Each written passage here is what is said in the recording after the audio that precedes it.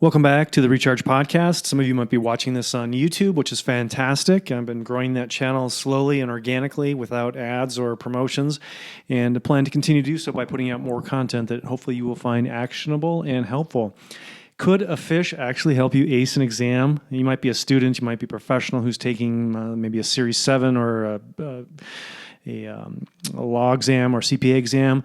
And how do omega-3 fatty acids help improve memory and cognition? If you're not familiar with omega fatty acids, there are basically two main types in the Western diet, omega-3 and omega-6. Omega-6 is the badness that we get when we eat French fries.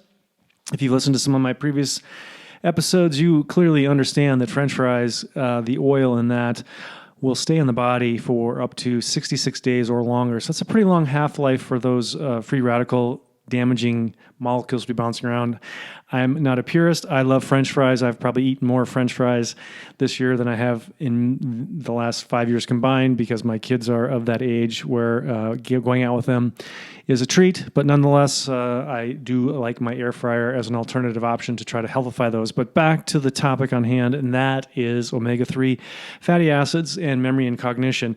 They play a crucial role in brain function and development. Obviously, if you're listening to this, you're not a fetus and you're not developing, but our brains are plastic. That is, they can change, grow, and improve with time. It's often been thought that the number of brain cells we get at birth is all we've got, and we're just getting stupid and dumber as time goes by. That sentence kind of pointed the clear indication that I probably need to take a nap and get a little more sleep. But nonetheless, omega-3 fatty acids can help improve memory and recall and retention by increasing the number of neurotransmitters, the signaling molecules in the brain.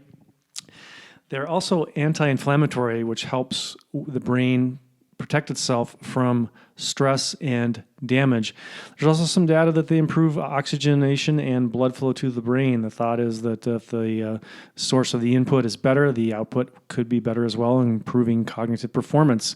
You're here listening to this because you probably want the competitive edge for exam purposes, or you're just struggling and you want to get that few extra points that gets you from a failing to a passing grade.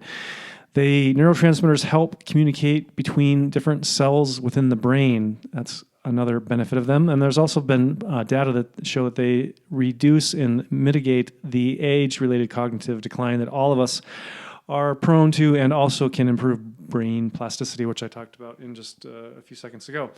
They're also involved with the regulation of mood and behavior, which can help improve focus and overall cognitive performance. And there's some data that they can help with depression, anxiety, and other mental health conditions. So I'm not giving you medical advice. I'm just sharing information from the literature and the research there. And it's a very simple way to get these into the diet. Obviously, the balance generally is recommended to be shifted towards omega-3 versus omega-6. Omega-6 are inflammatory and damaging, but the omega-3s are found in things that you may or may not enjoy, which is fatty fish. I love salmon, about 50-50 in my family, at least, who likes the red fish or not. Other nut sources, walnuts, flaxseed, and then supplements. I'm not promoting any particular company here, but make sure you do your due diligence about how the omega-3s are produced. Some of them can be ripe with impurities, which you may get the benefit of some omega-3, but then you're also picking up some toxicity and some other things that are not necessarily beneficial depending on how the manufacturing process is conducted. So I hope you found this helpful. You can check out, I think it's on Gumroad. I've been teaching a course on test-taking success for high school and college kids, and also some professionals for a number of years now. And it was on Udemy, but Udemy has a number of policies that limit your ability to communicate effectively with students, so I took it off there. But anyways, be safe, be well, have a fantastic